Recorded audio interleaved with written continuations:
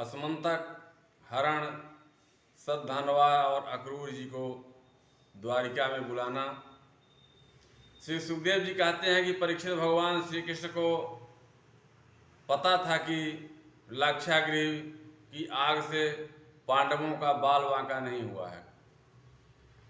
जब उन्होंने सुना कि कुंती पांडव जल मरे, तब वो बलराम जी के साथ हस्तिनापुर गए और वहां जाकर भीष्म पितामह, कृपाचार्य, विदुर, गांधारी और द्रोणाचार्य से मिलकर के सहानुभूति प्रकट की।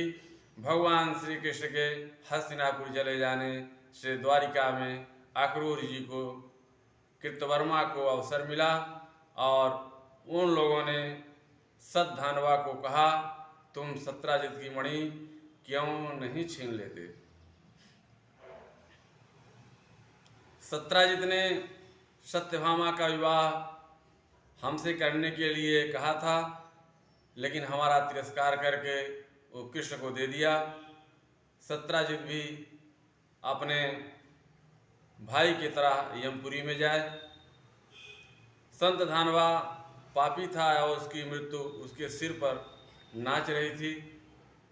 अक्रूर जी कृतवर्मा के कहने पर आ गया और वह दुष्ट सोए हुए सत्राजित को मार डाला। घर की औरतें चिल्लाने लगी, लेकिन सतधानवा को कोई प्रभाव नहीं पड़ा। सत्राजित को मार करके मणि लेकर के चंपक हो गया और सत्यभामा के देखते देखते मेरे पिता को मार डाले।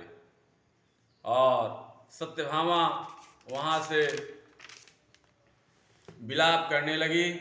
उसने अपने पिता का शव तेल की कड़ाही में डाल दिया और फिर वो हस्तिनापुर चली गई। उन्होंने बड़े दुख से पिताजी की हत्या का वृत्तांत कृष्ण को सुनाया। सत्यभामा, कृष्ण, बलराम सब विलाप करने लगे और सब लौट करके हस्तिनापुर आए। द्वारिका आए। सत्यधानवा मान्य था मणि छीनने का उद्योग करने लगे और जब सत्यधानवा को मालूम हुआ कि भगवान कृष्ण हमें मारने का विचार कर रहे हैं, तो वो डर गया और वह प्राण बचाने के लिए उसने कृतवर्मा को सहायता मांगी और वर्मा ने कहा